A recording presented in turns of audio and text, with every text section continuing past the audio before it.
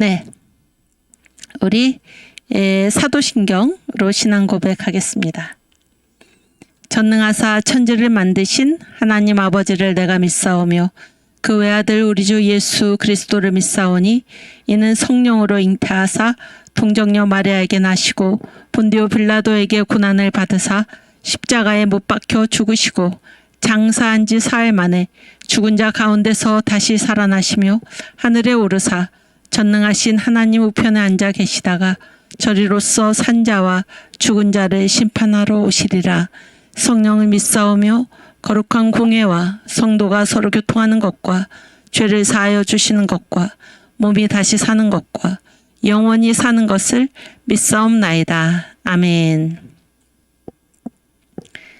네, 오랫동안 기다려 주셔서 감사합니다. 감사드리고 다 안 나가셨죠? 예. 이 조정을 저희가 점검을 잘 못해가지고 늦게 시작해서 대단히 죄송합니다. 제가 아까 이렇게 조정하는 동안에 이렇게 많은 거를 써놨는데 우리 우선 찬송으로 하나님께 영광 돌리고 시작하겠습니다. 살아계신 주 함께 부르겠습니다.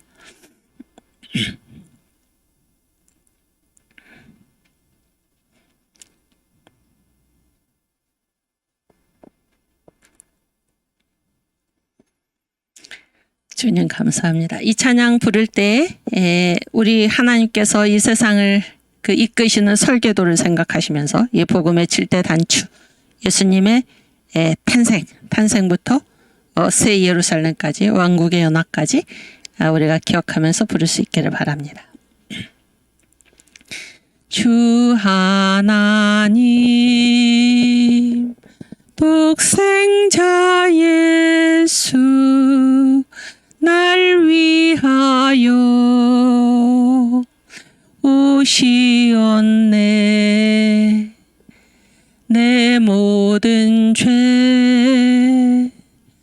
다 사하시고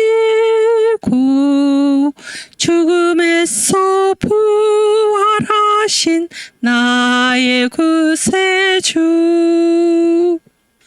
살아계신 주 나의 참된 소망 걱정 근심 전혀 없네. 사랑의 주네 갈 길 인도하니 내 모든 삶의 기쁨 늘 충만하네.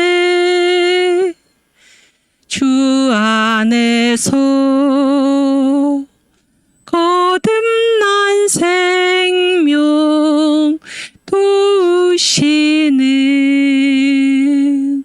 주의 사랑. 아멘. 참 기쁨과 확신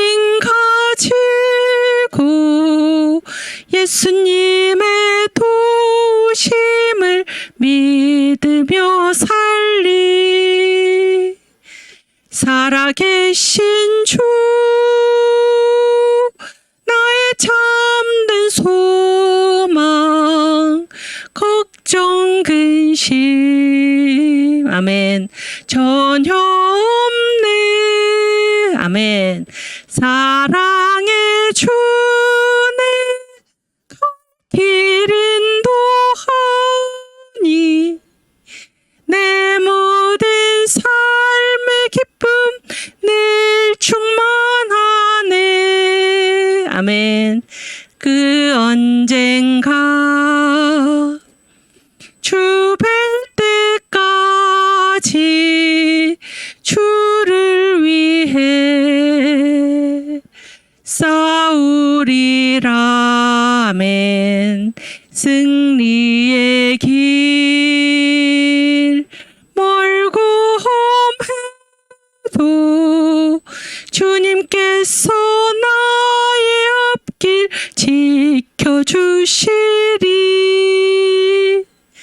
살아계신 주 나의 참된 소망 걱정 근심 전혀 없네. 사랑의 주네 갈 길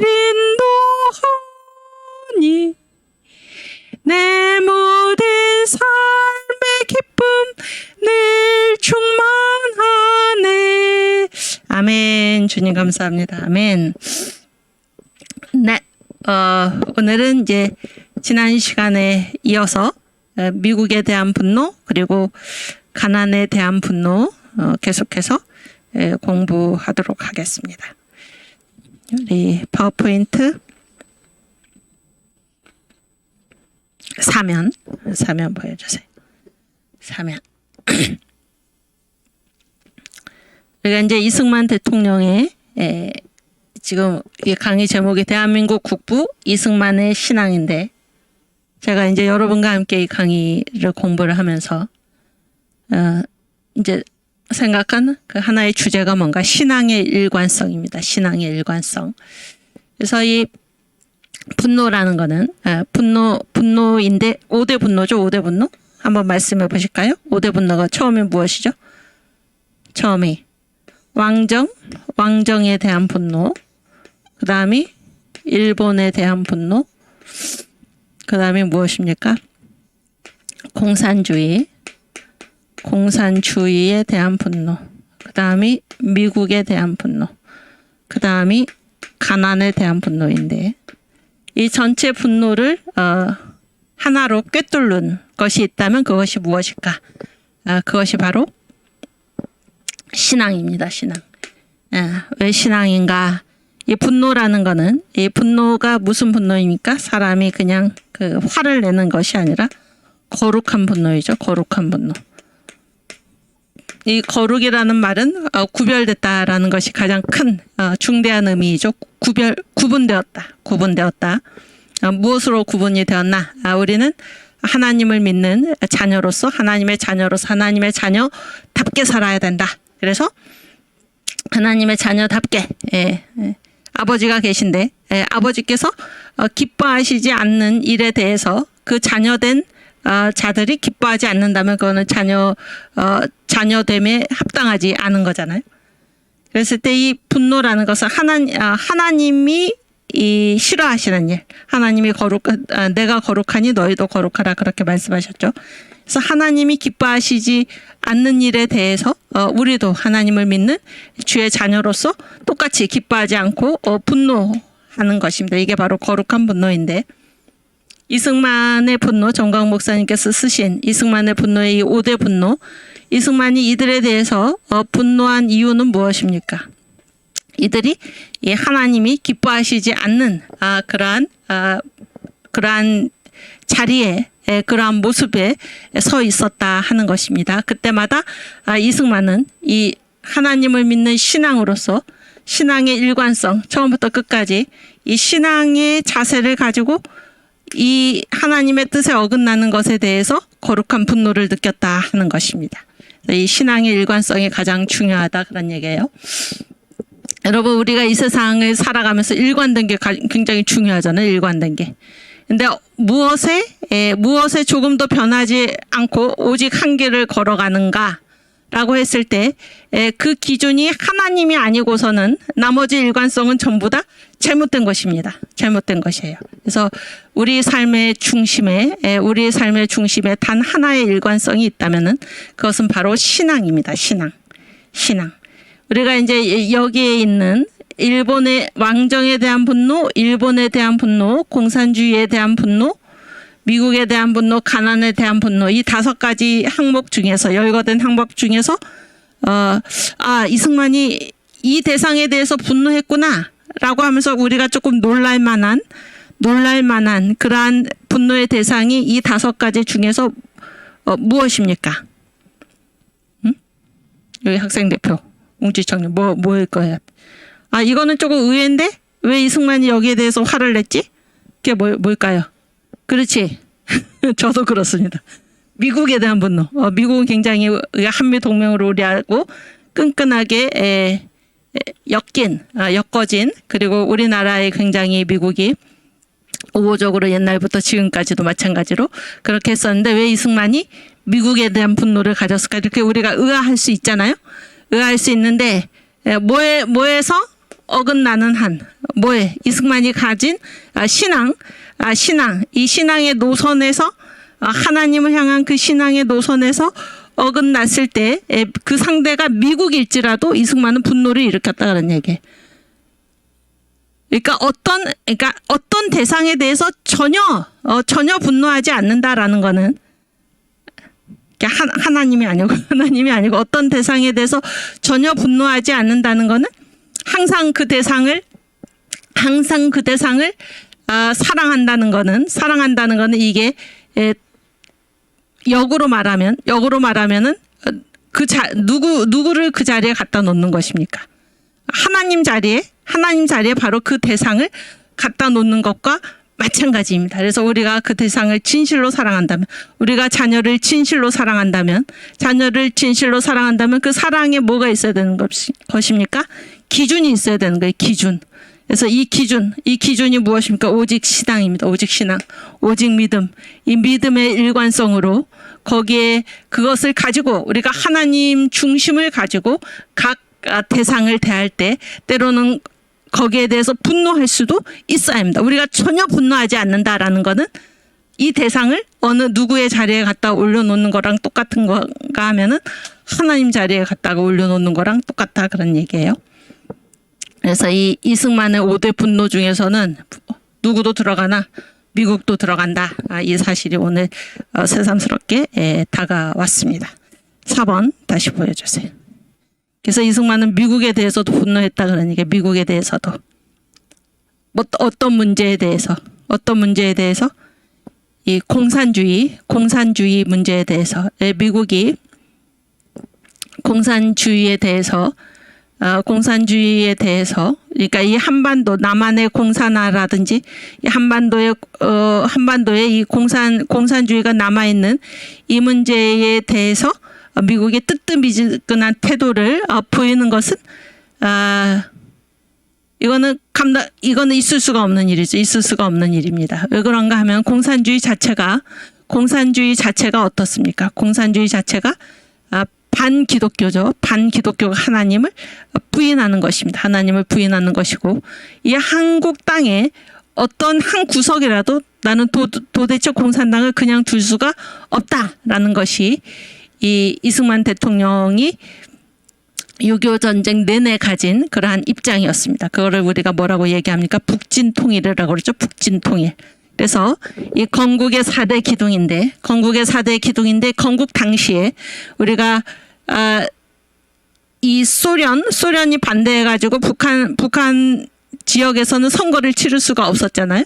그래가지고 이게 무엇입니까? 아직 이게 북한까지 우리가 통일된 정부를 이루어야 하는데 그러한 사명이 우리에게 아직 남아 있었던 것입니다. 그래서 우리가 건국의 4대 기둥을 얘기하지만 정확하게는 건국의 5대 기둥을 건국 당시의 상황으로서는 건국의 5대 기둥을 얘기한다고 했을 때 그 한 기둥이 무엇인가? 바로 북진통일입니다. 북진통일. 이거를 이승만 대통령은 6.25 전쟁 내내 명확하게 했다라는 얘기입니다. 우리 다시 읽어보겠습니다.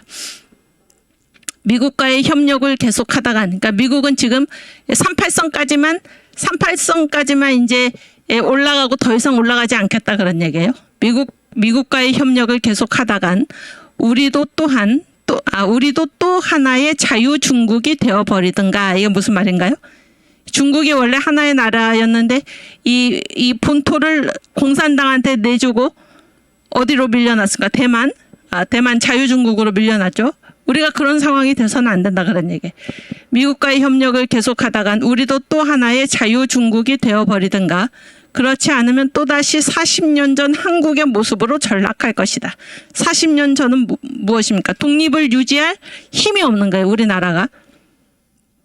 일본, 그다음에 러시아, 중국 이러한 이 우리 주변 지금도 마찬가지잖아요. 우리 주변에 그 시시탐탐 우리나라를 침략할 그러한 나라들에 둘러싸이는 그 상황, 40년 전 한국의 모습으로 전락하게 된다. 그래서 지금 미국에 대해서 분노하는 것입니다. 우리가 어제 적들에게 팔릴 바에야 차라리 한국이 통일될 때까지 전쟁을 계속할 것이다. 그래서 여기에 38선 그러니까 미국의 논리는 뭐예요? 미국의 논리는 무엇입니까? 원래 38선까지만 대한민국이 38선 이남에만 세워졌고 이 이북은 뭐예요? 이북은 이제 소련에 의한 김일성 괴뢰 정권이 들어섰으니까 전쟁이 나기 전 상태가 뭐예요? 38선까지잖아요. 거기까지만 영토가 회복이 되면 된 것이 아닌가? 이게 미국의 논리인데 우리는 그렇게 할 수가 없다 그런 얘기입니다. 그렇게 할 수가 없고 어떻게 해야 되나? 한국 전체가 자유민주주의로 통일이 될 때까지 전쟁을 계속하겠다. 이게 이승만 대통령의 북진 통일론이고 이것이 북진 통일론이죠. 북진 통일론. 그래서 미국에 대해서 지금 분노하고 있는 것입니다. 무엇 때문에? 신앙의 일관성입니다. 신앙의 일관성. 오케이. 그다음. 그래서 이제 미국이 뭐를 한다 그래? 휴전 협정을 하자고 막 그러니까 이승만이 어떻게 했습니까? 그걸 거부하면서 어떻게 했어요? 방공포로. 그러니까 남한과 북한이 전쟁을 하다가 이제 이 유엔군 그리고 우리 국군한테 붙잡힌 포로가 있잖아요. 포로가 있는데 이 포로들 중에 대다수는 뭐예요? 저 북한으로 송환 다시 돌려보내지기를 원하지 않는 그런 포로들이 대다수였습니다. 그래서 이들을 방공포로라고 그러는데 이 방공포로를 이승만이 그냥 석방시켜버렸습니다. 이것이 바로 미국에 대한 분노인데 53년 6월 18일 날 그런 방공포로 석방을 단행을 하고 그리고 이렇게 얘기를 한 것입니다. 역사만이 나를 심판할 수 있을 것입니다. 비록 우리의 행동이 자살 행위가 될지라도 그것은 우리의 특권입니다. 미국과 한국이 다른 길을 가야 한다면 여기서 친구로서 헤어집시다. 지금 이 글을 읽다 보니까 막 든 생각인데 그 전 정권, 문정권 때 탈북 청년 2명 있었죠? 탈북 청년 2명. 그들에게 어떻게 했습니까?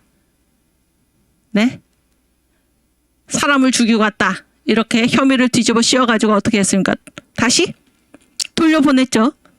그때 그 사진이라 이런 데 다 나왔듯이 얼마나 가지 않으려고 인계되지 않으려고 몸부림치던 그들의 모습이 지금 떠오르는데 자유를 찾아서 온 이 청년 둘을 그냥 돌려보낸 이 문의 행태와 이승만 대통령 보세요. 이승만 대통령. 이게 인민군이잖아요. 인민군 포로로서 붙잡혔지만 이들이 다 방공포로입니다. 돌아가기 싫다 이런 거예요. 왜 그 사람들이 거기로 돌아가야 됩니까, 여러분? 원래 우리나라는 한나라였잖아, 한나라. 그렇죠? 그리고 이 대한민국만이 유엔이 인정한 유일한 합법적인 국가입니다. 국가. 그래서 이 돌아가기 싫다. 그랬을 때 이들도 다 뭐예요? 이들도 다 우리 국민인 것입니다. 우리 국민. 그래가지고 이들을 어떻게 했습니까? 석방해버렸어요. 그래서 이 일로 내가 어떠한 대가를 치르더라도 역사만이 나를 심판할 수 있다. 이렇게 얼마나 멋진 대통령의 모습입니까? 자유를 찾아서 살겠다고 넘어온 귀순 의사를 분명히 밝힌 그 탈북 청년 둘을 다시 북으로 돌려보내서 죽게 한 그러한 정권하고는 비교조차 할 수가 없는 것입니다. 오케이, 그다음.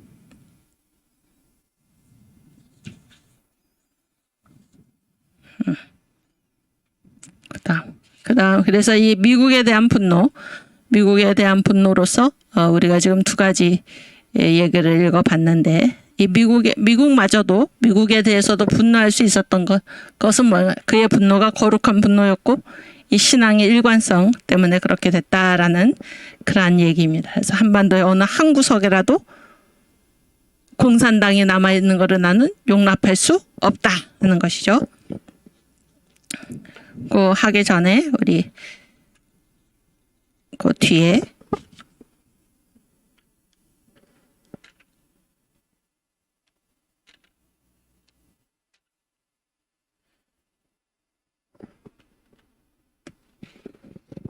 오케이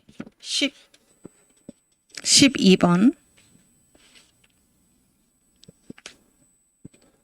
그래서 이승만은 그러한 맥락에서 원자폭탄이잖아요. 원자폭탄. 그래서 이 공산당을 이 세상에서 제거하기 위해서는 이 원자폭탄이라도 사용해야 한다 그런 얘기입니다. 이라도 사용해야 한다. 그래서 어디에다가 원자탄을 떨어뜨릴 것인가? 사람이 살지 않는 이 만주 이쪽에다가 원자폭탄을 투하를 하면은 뭐예요? 중공이죠. 중공이나 소련이 다시는 이 북한을 도와가지고 전쟁할 그런 생각을 하지 못하도록 그렇게 해서 이제 미국에 제안을 한 것입니다. 그래서 북진 통일 이승만의 북진 통일 그리고 강력한 소망이죠. 또 공산주의에 대한 분노 이것 때문에 이제 핵을 사용해야 된다. 이렇게 전쟁 중에 말을 했다. 그런 얘기예요. 원폭이 가공스럽다는 것을 나도 잘 알고 있다. 또한 그 죄악스러운 점도 알고 있다. 그러나 침략을 일삼는 사악한 무리에 대해 사용할 때에는 오히려 인류의 평화를 지킨다는 점에서 이기가 될 수도 있다. 그래도 사용해선 안 된다면 우선 나의 머리 위에 떨구어 주기 바란다. 우리 한국민이 사랑에 맞지 않는 이 아름답고 평화로운 산하의 어느 한 구석이라도 공산당 한 놈이라도 남겨둬서는 안 된다. 이렇게 이제 북진 통일의 강력한 주장 그리고 공산주의에 대한 분노 때문에 이렇게 핵을 이들 공산당을 하나라도 안 남겨놓을 수 있다면은 핵을 사용해야 된다 이렇게까지 말씀을 하셨던 것입니다. 오케이, 오늘은 이제 가난에 대한 분노를 얘기를 하겠습니다. 가난에 대한 분노.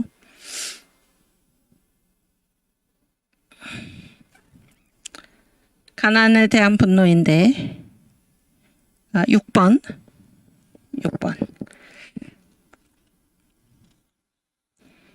그래서 이 가난에 대한 분노, 그 정광 목사님 쓰신 이승만의 분노의 내용입니다. 한번 읽어보면 전쟁 후에 비참한 대한민국 경제 상황 얼마나 비참했겠습니까? 그렇죠? 그리고 이제 이승만 대통령이 노련한 외교력으로 미국의 원조를 끌어냈습니다. 원조를 끌어냈고, 그리고 우리가 이제 핵 강국이 되어야 된다. 그래서 전쟁 중에는 이것이 무기로 사용되지만은 이승만 대통령이 주목한 것은 무엇입니까? 이 원자폭탄, 원자력이 가지고 있는 막강한 에너지입니다. 막강한 에너지. 그 에너지를 평화적인 목적으로 이용해야 된다. 그러면서 핵 강국. 우리가 핵의 강국이 돼야 된다 이런 희망을 가지고 계셨고 또 그때 당시에 북한에 집중되어 있는 중공업 그 상황이죠. 북한에 집중되어 있는 전력시설 그래서 이 모든 난제 이 모든 열악한 그런 상황에서도 이승만 대통령이 지금 경제를 일으켰다라는 것입니다. 그리고 평화선 발표 이승만 라인이라고 그러죠. 평화선 발표로 일본으로부터 해양 자원을 보호했고 그 다음에 이제 교육 사업을 가난에 대한 분노로서 교육 사업을 하셨는데 이 교육 사업은 하와이 망명 시절부터 시작됐다. 이렇게 이 가난에 대한 분노가 내용이 구성되어 있습니다. 그 다음 그래서 가난에 대한 분노는 딱 그 축이 둘입니다. 축이 둘이에요. 하나는 무엇인가? 대한민국의 경제 독립입니다. 경제 독립. 그리고 또 하나는 무엇인가 하면 국민교육입니다. 국민교육. 이게 이제 가난에 대한 분노의 두 축입니다. 두 축. 대한민국의 경제 독립과 국민교육. 네, 그 다음. 여보세요? 그래서 이승만이 가진 이 가난에 대한 분노가 뭐를 이뤘나? 현재 대한민국의 기초를 이루었다 그런 얘기예요. 현재 대한민국의 기초. 지금 우리 대한민국이 세계 몇 등으로 잘 삽니까? 세계 몇 등이라고 그러죠? 응? 세계 10위권 이내죠. 제가 얼마 전에 자유일보를 보니까 이제까지는 그 용어가 지금 생각이 안 나. 이제까지는 이론적이라고 그랬나? 이론적인 G8이었다면 지금은 실제적인 G8이다. 이렇게 이제 표현한 거를 봤는데 지금 우리나라가 세계 8등 정도다까지 얘기할 수 있는 것입니다. G8. 그런데 이게 지금 현재의 대한민국인데 이 현재의 대한민국의 기초를 이룬 것이 무엇인가? 이승만의 무엇입니까? 가난에 대한 분노입니다. 가난에 대한 분노. 가난에 대한 분노가 지금 현재 대한민국의 기초를 이루어냈다 그런 얘기예요. 그래서 이 이승만의 가난에 대한 분노가 대한민국의 경제 독립 그리고 국민교육이라는 이 두 축으로 나타났는데 이것이 현재 대한민국의 기초를 이루었다. 다시 보여주세요. 그래서 경제 독립을 위해서는 어떤 일을 하셨나? 이제 원조를 받았잖아요. 미국으로부터 원조를 이제 받아왔는데 대개는 원조를 무엇으로 줍니까? 소비재. 소비재라는 말이 무엇인가요? 소비재라는 말이 소비한다 그러니까 소비하면 없어지는 거잖아요. 그런데 소비재에서 뭘로 바꿔달라고 요구를 했으니까 산업재. 산업재는 뭐예요? 이렇게 생산하는 거죠. 생산하는 것. 소비재를 계속 받다 보면 뭐예요? 소비하면 없어지고 그러면 독립은 경제적인 독립은 앞길이 멀죠. 앞길이 멉니다. 그러나 선진국의 원조를 소비재로 주는 것을 산업재로 바꿔달라 이렇게 요구를 했습니다. 그렇게 해서 경제 독립을 이루어내셨고 그 다음에 국민 교육을 통해서 국가 경쟁력을 높였습니다. 우리나라는 뭐 이렇게 우리나라의 가장 훌륭한 자원은 무엇입니까? 인적 자원이죠. 북한에는 뭐예요? 아까 얘기했잖아요. 북한에 집중되어 있는 중공업. 그때 당시에 북한에 집중되어 있는 전력시설. 우리는 무슨 아무 시설이 없는 거예요.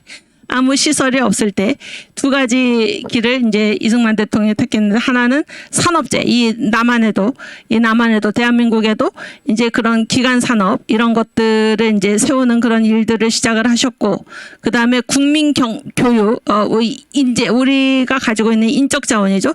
그래서 국민을 교육시킨 거예요. 국민을 교육시켜 가지고 국가 경쟁력을 높인 것. 그렇게 해서 이 이승만의 가난에 대한 분노가 오늘날 대한민국을 만드는 기초가 되었다. 이렇게 얘기할 수가 있는 것입니다.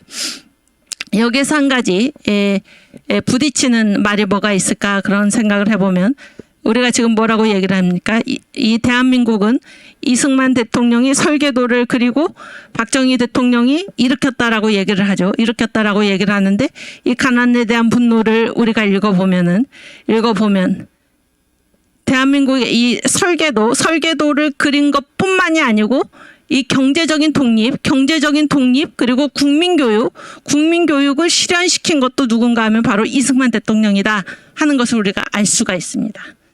이해가 되시죠? 그 정도로 이승만은 건국 대통령으로서 본인이 할 일을 다 했다 그런 얘기예요. 기초만 놓은 게 아니고 그것을 실제로 구체적으로 실현시키기까지 했다라는 얘기입니다. 그래서 우리가 이승만 대통령의 그 업적을 이 분노에 따라서 이 업적을 써보면은 왕정에 대한 분노에서 이승만 대통령 무엇을 했습니까? 국민 교육을 했어요. 국민 교육. 독립정신을 가지고 뭐예요? 국민을 일깨웠고 그 다음에 일본에 대한 분노에서는 무엇을 했습니까? 독립운동을 했죠. 독립운동을 하고 그 다음에 공산주의에 대한 분노에서는 이승만 대통령이 무슨 일을 하셨습니까? 건국을 했죠. 건국. 그 다음에 미국에 대한 분노 6.25 전쟁 중이죠. 이때는 무엇을 했나요? 호국을 했고 그 다음에 가난에 대한 분노에서는 이승만 대통령이 뭐를 하셨습니까? 나라를 부강하게. 놀라운 일이죠. 이분이 바로 우리의 건국 대통령이었습니다. 입니다. 네, 그 다음 장. 그래서 전쟁 후 비참한 대한민국 경제 상황 우리가 어느 정도였나. 세계 160개 국가가 있는데 그중에서 158등. 우리 밑에 둘이 인도하고 가나 정도인가요? 인도하고 가나 정도인가 그랬던 것 같아요. 전쟁 후에 160개 국가 중에서 158위였고 우리가. 그다음에 우리들 국민의 삶의 목표가 있다 그러면 뭐예요? 전쟁 후에 배고픔에서 벗어나는 것, 밥 먹는 거. 예, 비참하죠. 그다음에 전쟁 후에 이 대한민국 경제 상황 국민 대다수가 기생충병을 가지고 있었고 전 국민의 80%가 회충을 가지고 있었다. 그렇죠? 또 저도 이제 그 저는 국민학교 세대인데 국민학교 다닐 때 회충 검사 이렇게 해서 학교에서 그런 걸 여러 번 했죠. 전 국민의 78%가 문맹이에요. 문맹이 무슨 말입니까? 글을 못 읽는 거잖아요. 글을 못 읽는 거예요. 자기 이름도 못 쓰는 거예요. 얼마나 비참합니까? 전 국민의 78%. 우리나라에 지금 자기 이름 못 쓰는 사람 있나요? 찾아보기 어렵죠. 찾아보기 어렵습니다. 이런 상황에서 이승만 대통령이 이 가난에 대한 분노, 이 국민 대다수가 처한 이 가난에 대한 분노로서 첫 번째 대한민국의 경제 독립, 두 번째 국민 교육 이것으로서 가난을 물리쳤다 그런 얘기. 가난을 물리치고 이 부국의 길로 가셨다 그런 얘기입니다. 그다음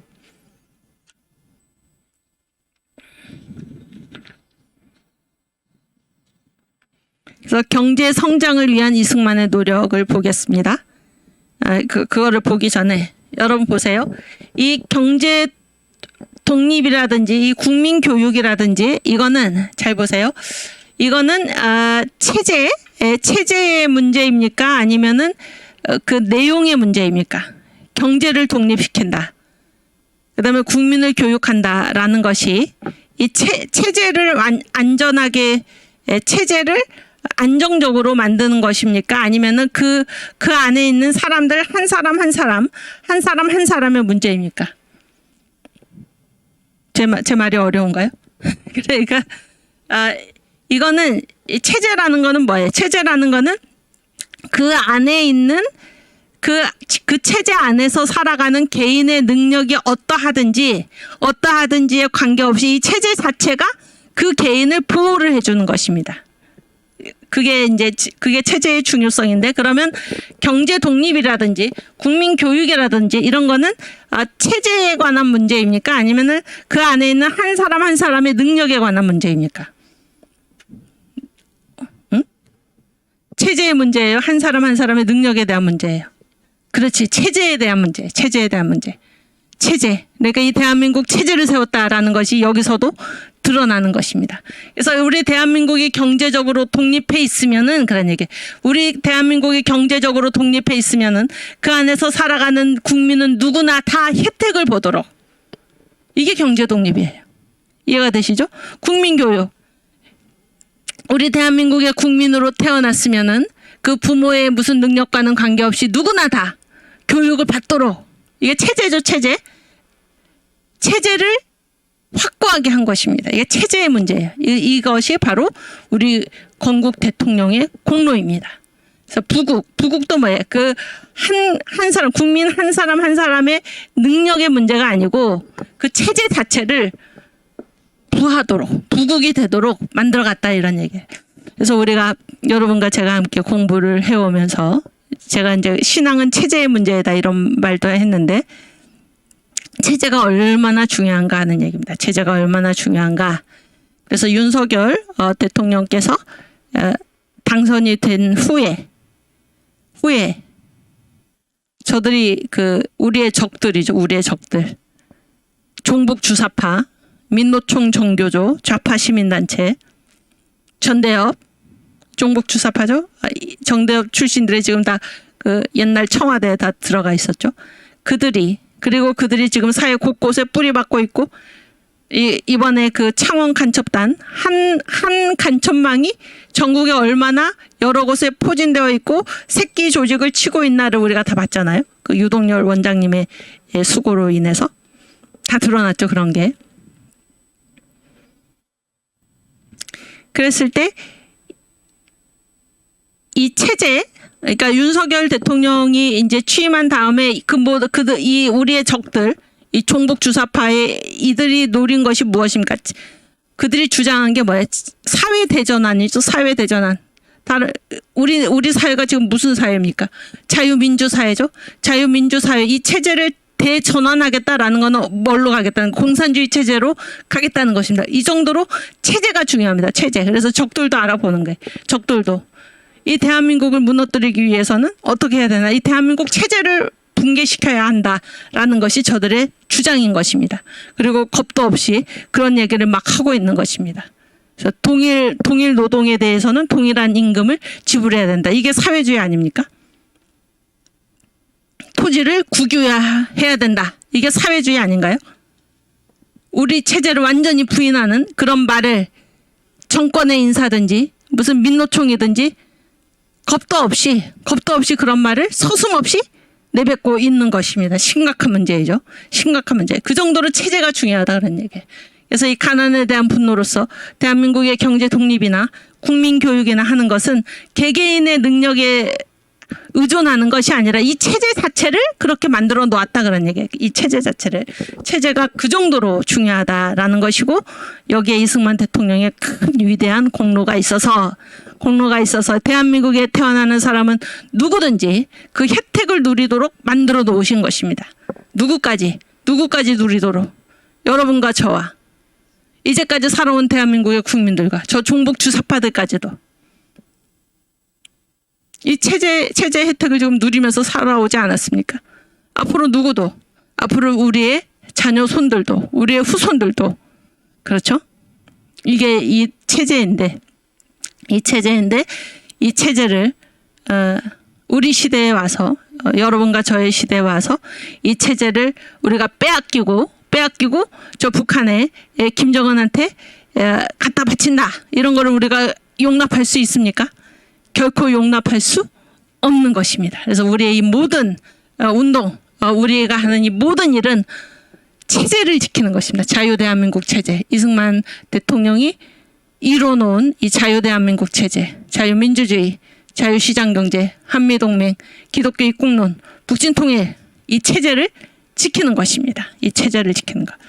체제가 있어야지 그 체제가 보호하는 것입니다. 체제가 보호하고, 그리고 그 안에서는 그 개인의 능력과는 관계없이 또 개인의 능력이 10분, 100분 발휘되도록 해주는 것이 무엇인가? 그것이 바로 체제이다 하는 것입니다. 체제.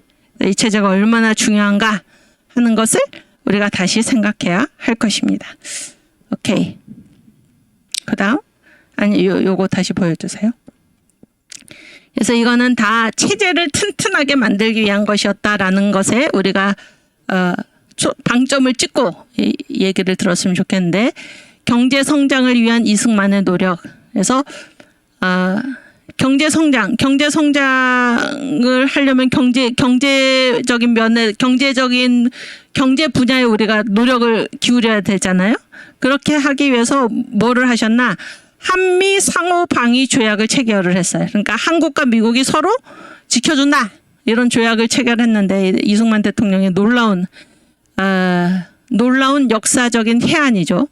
역사적인, 미국과 이제 서로 방위 조약을 맺는 것입니다. 근데 그때 우리나라는 세계에서 꼴등 나라고 미국은 세계에서 1등 나라인데 우리가 어떻게 미국을 지켜주겠습니까? 그래도 상호 방위 조약, 결코 이렇게 이 아주 대등한 조약.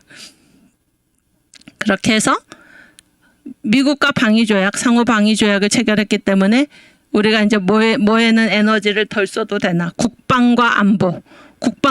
만약에 미국과 상호 방위 조약을 체결하지 않는다면 이 나라를 누구의 힘으로 스스로 지켜야 돼? 우리의 힘으로. 그렇죠? 국방이나 안보나 다 우리 힘으로 지켜야 되는데, 그렇게 하지 않고 한미 상호 방위 조약을 체결함으로써 국방과 안보의 부담을 확 덜고, 그렇죠?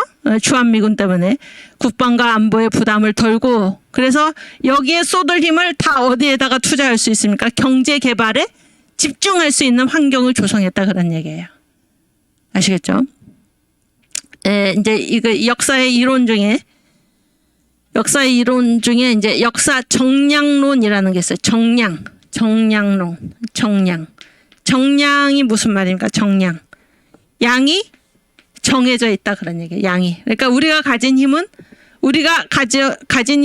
한도 끝도 없이 무한한 게 아니라 뭐 힘이 정해져 있는 거예요. 그러니까 한 국가가 쓸 수 있는 힘이 일정합니다. 정해져 있어요. 그러면은 이 똑같은 힘인데 국방과 안보, 한미 상호 방위 조약이 체결되지 않았다. 그러면 지금 우리나라 상황이 심각하잖아요. 북쪽에는 북한이 있고 북계가 있고 당시에 이승만 대통령 당시에 중국이 있고 러시아 다 공산국가죠. 이 공산국가에 둘러싸인 이 나라. 그리고 이쪽 남쪽에는 뭐 일본이 있고 일본은 뭐예요? 우리나라를 침략한 적이 있고 사이가 별로 좋지가 않죠. 아무리 이제 자유민주 국가라도 이러한 상태에서 한미 상호 방위 조약을 체결하지 않았다. 그러면 이 국방이든 안보든 다 누구의 힘으로 이거를 막아내야 하는 것입니까? 우리의 힘으로. 그러면 이 힘은 다 정해져 있어요. 힘이 막 무한대로 있는 게 아닙니다. 힘이 정해져 있는데 이 정해진 힘을 100%라고 한다면은 한미 상호 방위 조약을 체결하지 않았다. 그럼 우리가 다 국방도 감당하고 안보도 감당한다라고 했을 때는 한 80% 정도의 힘을 다 여기에다가 쏟을 수밖에 없는 거예요. 여기에다 쏟을 수밖에 없는데 우리가 그리고 이제 나머지 20%를 가지고 경제도 성장시켜야 되고 이런 얘기죠. 국민 교육도 해야 되고 이런 얘기 아닙니까? 이런 얘기인데 이 한미 상호 방위 조약을 체결함으로 인해서 국방과 안보에서의 부담을 확 덜고 한 5% 정도만 몇 퍼센트 정확하지 않지만 5% 정도만 그쪽에다 힘을 쏟고 나머지 95%는 경제 성장에다가 우리가 힘을 쏟는다. 이렇게 그런 환경을 조성시켰던 분이 실질적으로 한미 상호 방위 조약 체결을 통해서 그런 환경을 조성시켰던 분이 바로 이승만 대통령이다 그런 얘기입니다. 네, 그다음 우리 엘리자베스 고님, 박진호님, 명엠님, 빅토리 걸스님, 안영추님, 이재수님 반갑습니다. 허상심, 윤경아, 김샤론, 네, 이윤경, 네, 그다음 그 앞에 그리고 이제 농지개혁은 언제 완성이 됐습니까? 이미 전쟁 나기 한 달 전에. 감사한 일이죠. 농지개혁을 통해서 계층 간 갈등을 최소화시키려고 노력했다. 이것도 이승만 대통령의 큰功勞죠. 그 다음에 교육을 강조해서 문맹을 퇴치하고 전 국민의 78%, 80% 가까이가 자기 이름도 못 쓴다. 심각한 문제죠. 그런데 교육을 강조함으로써 문맹을 퇴치하고 여러분 사람이 글을 모르고 산다는 것이 얼마나 비참합니까? 그렇죠? 그런데 교육을 강조해서 누구든지 글을 알 수 있도록 문맹을 퇴치하고 고급 인재를 육성하려고 노력했다. 그래서 인재를 통해서 국가 경쟁력을 강화했다. 이 한국 사람들이 얼마나 똑똑합니까? 고급 인재 육성 노력을 했다. 또 미국에서 경제 원조를 받아내는데 얼마나 받아내? 31억 달러. 놀라운 얘기 아닙니까? 그래서 한강의 기적을 이루어낸 분. 이분이 바로 이승만 대통령 우리의 국부이십니다. 오케이, 그다음 그래서 이승만이 왜 경제 성장을 강조했나? 그래서 이거를 가르쳐서 이제 정광 목사님은 우리가 순서의 싸움에서 이겼다. 그러니까 순서의 싸움에서 이겼다. 그래서 이 세계에서 이제 민주국가들 있죠. 민주국가들을 보면 민주주의가 고도로 발전된 그런 나라들을 보면은 어떠한 그 결론이 났나? 산업화가 먼저 된 나라가 민주화도 이뤄낸다라는 것이 밝혀졌다 그런 얘기예요. 그런데 이승만 대통령이 바로 이 부분을 하셨다 그러니까 산업화를 먼저 하고 후 민주화를 나중에 한다. 그래서 경제 성장 없이는 진정한 민주주의가 도래할 수 없다. 이거를 보신 분이 바로 이승만 대통령이다 그런 얘기. 이승만 대통령. 그리고 지금 최근에 로버트 베로 교수, 하버드 대학 경제학과 교수이신데, 이분이 이제 어떤 연구 결과를 냈나 하면, 민주화를 위해서는 어느 수준까지 경제 성장이 뒷받침되어야 한다. 그래서 경제 성장을 통해서 교육 기회가 평등해지고 민주주의도 개선된다. 이런 연구 결과를 이제 내신 것입니다. 그거를 이제 아신 거죠, 이승만 대통령. 그래서 산업화 먼저, 그리고 민주화 다음, 이렇게 순서의 싸움에서 이겼다 하는 것입니다. 예, 정광 목사님이 발견을 하신 거죠. 오케이, 그다음. 예, 이거는 이제 아까 읽었고, 그래서 그 6.25 전쟁 중에서는 이승만 대통령께서 핵을 사용해야 된다. 예, 공산당을 한 놈이라도 남겨둘 수 없다. 그래서 사람이 거의 살지 않는 만주나 이쪽에 원자탄을 거기에 떨어뜨리면, 일본의 히로시마와 나가사키 거기에 원자탄을 떨어뜨려서 2차 대전을 끝냈잖아요. 끝냈듯이 여기에 그 만주, 사람이 살지 않는 그 지역에다가 원자탄을 떨어뜨리면은 이 소련이나 이 중공이나 저 북괴나 다시는 이 한반도를 침략할 또 한반도를 공산화할 그러한 야욕을 벌일 것이다, 그런 얘기입니다. 그런 의미에서 이제 이 한국민이 사랑에 맞지 않는 이 아름답고 평화로운 산하의 어느 한 구석이라도 공산당 한 놈이라도 남겨둬서는 안 된다. 이 일을 위해서라면은 원자탄을 사용해도 불가하다. 사용해도 괜찮다. 그런 얘기를 하신 것입니다. 그다음. 그런데 핵 강국의 희망. 그래서 6.25 전쟁 중에 이제 이 핵 사용에 대해서는 북진 통일 의지와 연결이 되었다면은 6.25 전쟁 후에는 이승만 대통령은 이 핵을 어떤 목적으로 개발을 했나? 에너지 문제. 우리 에너지 문제가 심각하죠. 에너지 문제를 해결하자. 이 원자탄이 가진 어마어마한 힘을 에너지로 전환을 해서 에너지 문제를 해결하자. 그런 평화적인 목적으로 핵 개발을 시작한 거예요. 그러나 저 북괴는 무엇을 목적으로 개발을 했나? 우리는 평화적 목적인데 북한은 핵무기를 목적으로 핵 개발을 한 것입니다. 완전히 목적이 다르죠. 완전히 이 자유민주주의 국가와 이 공산국가가 얼마나 다른가 하는 것을 우리가 생각할 수 있습니다. 그래서 이 핵강국의 희망이 어떻게 펼쳐졌나 한번 보겠습니다. 1955년 제1회 원자력 이용 국제회의에 한국 대표 3명을 파견을 했어요. 누가 한 일입니까? 이승만 대통령이 한 일이에요. 그러니까 이 원자력 개발이나 이런 것들이 박정희 때 한 일이 아니다 그런 거예요. 박정희 대통령 때 한 일이 아니고 이승만 대통령 때 이미 그 기반이 다 다져졌다 그런 얘기예요. 1955년 제1회 원자력 평화 이용 국제회의에 한국 대표 3명을 파견을 했다. 그래서 원자력을 평화롭게 이용한다 그런 얘기죠. 1956년 2월 3일에 미국과 뭐를 체결했냐면 한미 원자력 협정을 체결을 했어요. 미국하고. 그래서 원자력 기술 원조, 원자력을 이제 원자력 기술을 원조화할 수 있죠, 미국이. 그런 기반을 마련을 했다. 이걸 이승만 대통령이 한 것입니다. 1956년 3월 우리 그 부서 정부 부처 문교부 내에 원자력과를 신설을 하고, 그다음에 국비 유학생, 그러니까 나라 돈으로 유학을 시키는 거죠.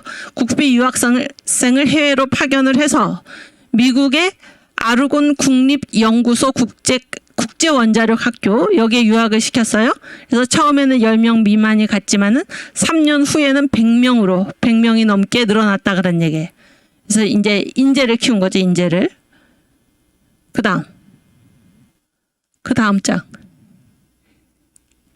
그리고 1957년에 미국이 국제원자력기구 IAEA를 출범을 시켰는데 이때 한국이 가입을 했습니다. 이게 다 이 대통령 때 한 일이에요.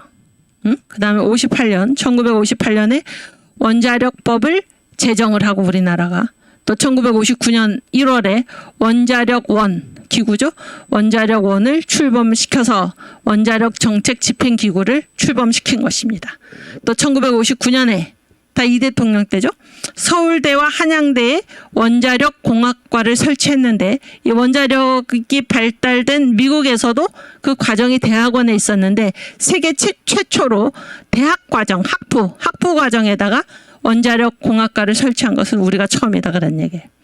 다 이 대통령 때 한 일이고 1959년 7월 14일에 국내 최초 영구용 원자로 영구용으로 만든 원자로죠. 트리거 마크 2호를 건설하기 시작했는데 59년 7월 14일에 이승만 대통령께서 그 기공식에서 첫 삽을 떴다 그런 얘기예요. 이것이 한국 핵 개발 역사의 출발점입니다. 이때가 1959년 7월 14일 영구용 원자로 트리거 마크 2호 건설 시작. 그래서 이게 이제 언제 완공이 됐냐? 62년에 완공이 됐는데 이거는 뭐 박정희 대통령 때 이제 완공이 된 거죠. 이때 박정희 대통령이 대통령이셨나요? 아니면 국민혁명 의장인가요? 국민혁명 의장 우리 정광 목사님인데 이때 박정희 대통령이 사용한 그 명칭이 지금 제가 생각이 안 나는데 무슨 의장이었죠. 어쨌든 62년에 완공이 된 거고 그다음에 원자로 건설비 절반에 달하는 35만 달러를 미국에서 무상 차관을 한 거예요. 이거 다 누가 들여온 것입니까? 이승만 대통령이 들여온 거예요. 그다음 그래서 이제 이승만의 원자력 개발 의지를 우리가 볼 수 있는 말이 있는데 보세요. 이제 1960년 2월 22일 4.19가 일어나기 한 두 달 정도 전이죠. 이때 어떤 국무회의에 어떤 말씀을 하셨나? 지금 일본인들은 외국의 원조를 거절하고 자립하여 나가고 있으며 경제 독립이죠. 잠수함 기지 무기를 자가 생산하고 있다. 현재 미국은 공산주의를 막아내기 위하여 대한 원조, 한국에 대한 원조를 시작했지만 그래서 미국이 지금 한국을 원조 도와주는 이유는 뭐예요? 공산주의 막아내라 이런 건데 이것을 언제까지 계속하지는 않을 것이다. 그러니까 원조가 끊기더라도 우리가 경제적으로 독립할 수 있어야 하고 그 경제적 독립 중에 중요한 축이 무엇인가 하면 원자력 개발이다 이런 얘기죠. 우리가 자립하지 못하면 노예받게 될 도리가 없을 것이다. 그래서 자립하지 못하면 뭐예요? 계속 그 이렇게 원조를 주는 또는 우리 바깥에 어떤 나라의 도움에 의존해서 끌려다닐 수밖에 없잖아요. 우리가 자립하지 못하면 노예받게 될 도리가 없을 것이다. 원자력을 개발하고 군비에 관한 위원회라도 만들어서 이순신 장군의 대를 이을 만한 기술자를 기르고 그를 위하여 필요하면 돈을 좀 쓰도록 할 것이며 현재 잘 안 되고 있는 조선공사 시설을 잘 조작하여 무엇을 만들 수 있도록 하여야 할 것이다. 조선이 무슨 말인가요? 조선? 배를 만든다 그런 얘기죠. 지금 우리나라의 조선업이 세계 최강이죠. 원자력 세계 최강이죠. 그렇지 않습니까? 원자력 기술이. 그래서 이 말씀을 언제 하셨나? 1960년 2월 22일 국무회의 중에 이승만 대통령께서 발언을 하신 것입니다. 이렇게 보면은 지금 우리의 세계 최강 이런 것들이 지금 그 싹이 그리고 그 독립의 토대가 다 언제 마련이 됐나? 이승만 대통령 때 마련이 됐다라는 것을 우리가 볼 수가 있습니다. 오케이. 그다음. 그래서 여기 장면 정권이 언제적 정권인가요? 아시나요? 몰라요? 모를 수 있지. 우리 젊은 청년은 모를 수 있네. 그러니까 그 4.19 있잖아요. 4.19. 1960년에 4.19 때문에 이제 이승만 대통령이 하야를 하시고 그리고 들어선 정권이 뭐예요? 그게 바로 장면 정권이에요. 장면 정권. 여기 보세요. 다시. 민주당 정권이죠. 장면 정권이 유엔에 보고서를 내요. 유엔에 보고서를 냈는데 그 보고서의 내용이 이제 동아일보 1961년 3월 22일자에 실렸어요. 3월 22일자에 그 보고서 중에 이제 그 몇 가지를 이제 그 추려가지고 실렸는데 61년 3월 22일이니까 아직 5.16 일어나기 전이죠. 그러니까 장면 정권 당시예요. 그런데 이 장면 정권이 유엔에 뭐를 보고를 했냐면 여기 이제 읽어보겠습니다. 이상은 장면 정권이 이승만 정권 시대의 업적 자기들이 무너뜨린 이승만 정권 시대의 업적을 유엔 총회에 보고했다 그런 얘기예요. 유엔 총회에 보고했는데 그 보고서 중에서 초록한 것이다. 그래서 이상은이라는 말이 위에 실린 글이죠. 이 글이 이제 어디에 지금 나와 있냐면 김인서 목사가 쓴 망명노인 이승만 박사를 변호함이라는 이 책이 있는데 거기에 이제 그 앞에 이 내용을 쭉 쓰고 나서 이 말을 하고 있는 것입니다. 그래서 이 김인서 목사가 장면 정권의 유엔 보고를 내가 요약하겠다 그런 얘기. 요약하면 이런 내용이다 그런 얘기예요. 이 대통령의 통치 시대. 그러니까 이 장면 정권은 이 이승만 건국 대통령이 이제 하야를 하고 들어선 정권입니다. 4.19로 인해서. 그런데 그러니까 이승만 정권에 대해서 이승만 대통령에 대해서 엄청나게 그 폄하하고 모욕을 주고 아주 조롱을 한 그런 정권이에요. 그런 정권인데도 유엔에 이제 보고서를 내면서 이 대통령 시대에 이런 일이 있었다라고 보고서를 낸 거예요. 그 내용을 이제 이해를 하시고 보시면 됩니다. 이 대통령의 통치 시대에 1. 민주주의는 뿌리를 깊이 박았으며 2.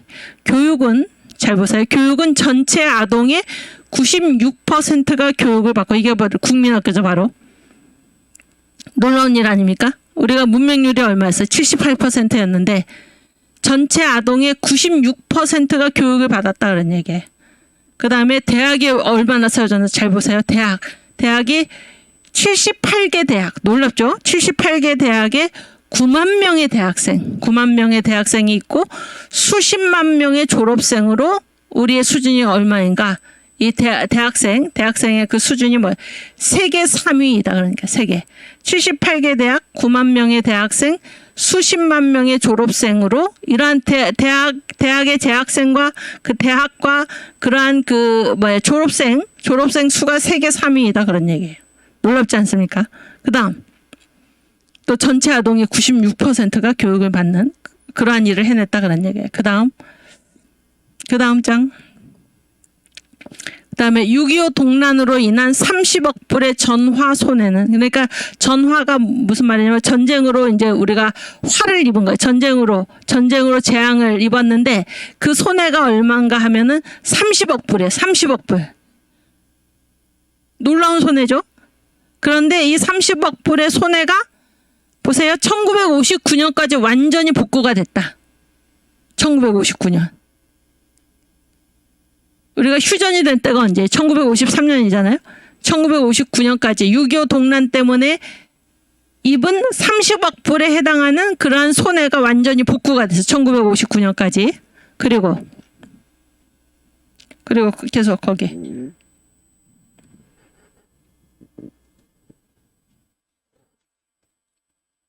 그렇지. 아니, 그 위에. 복구가 됐고, 그 다음에 주택 보세요. 주택을 얼만큼 다시 지었나?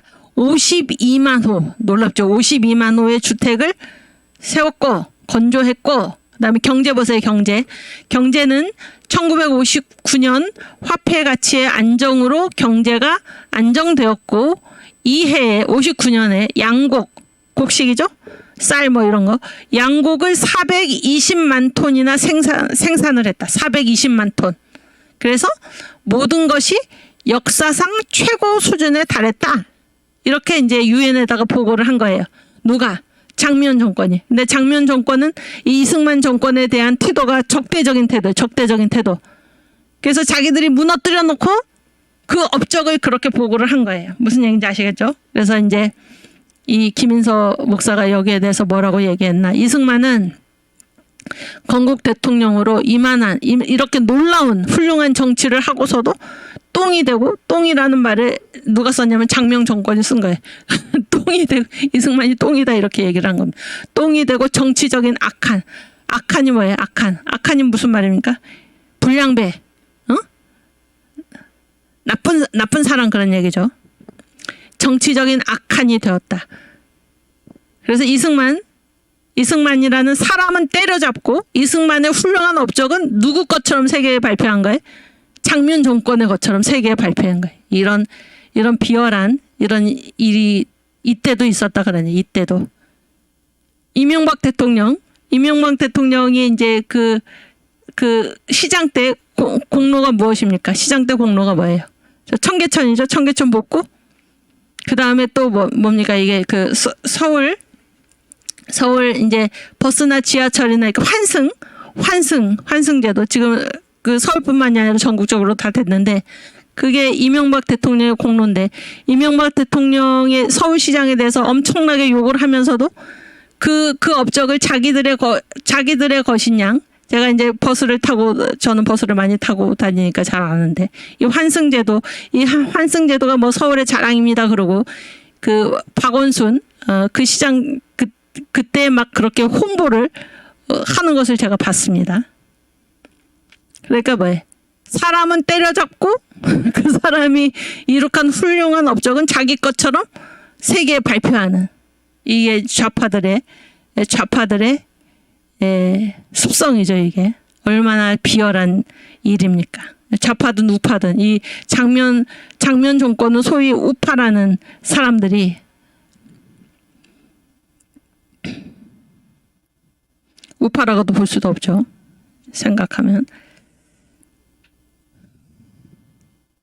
또 지금 그 우리가 뭐예요? 지금 이게 전기료 폭탄 이런 거 왜 막고 있습니까?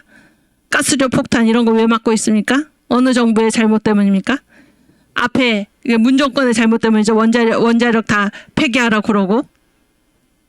그래서 이 국민들이 이 피해를 보고 있는데 지금 그 야당의 그 더블당 국회의원들이 뭐라고 정부를 공격하고 있습니까? 무능하다고. 이런 일들, 이러한 그 쓰레기 처리, 전 정권이 저질러 놓은 이 더러운 쓰레기들을 처리하는 그 일로 지금 지금 현 정권이 얼마나 고생을 하고 있는데 여기에 대해서 그 무능을 다 누구의 탓인 양 지금 돌리고 있습니까? 황당한 얘기죠. 황당한 얘기. 오케이. 그다음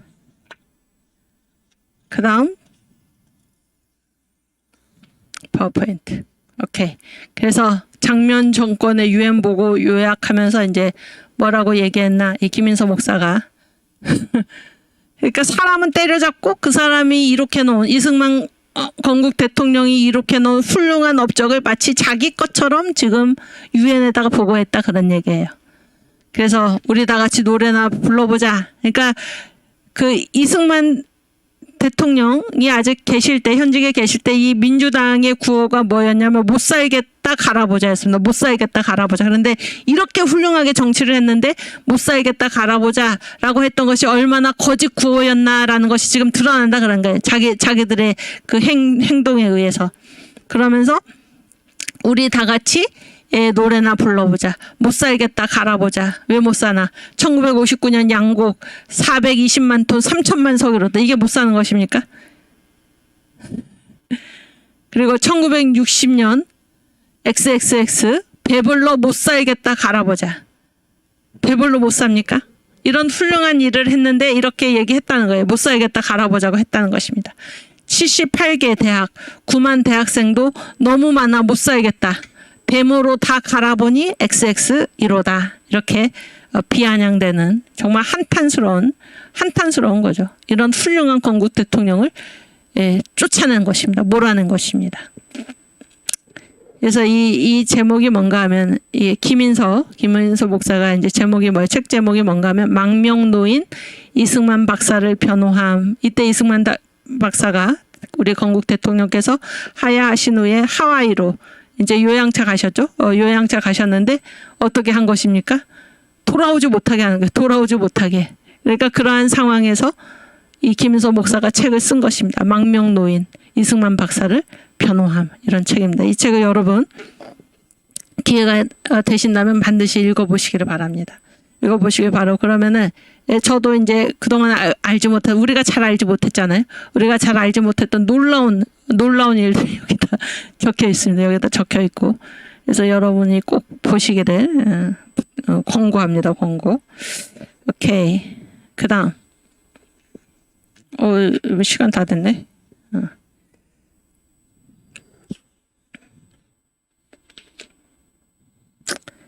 예, 시간 다 됐네요. 우리 여기는 다음 시간에 하고 주기도문 하고 마치겠습니다.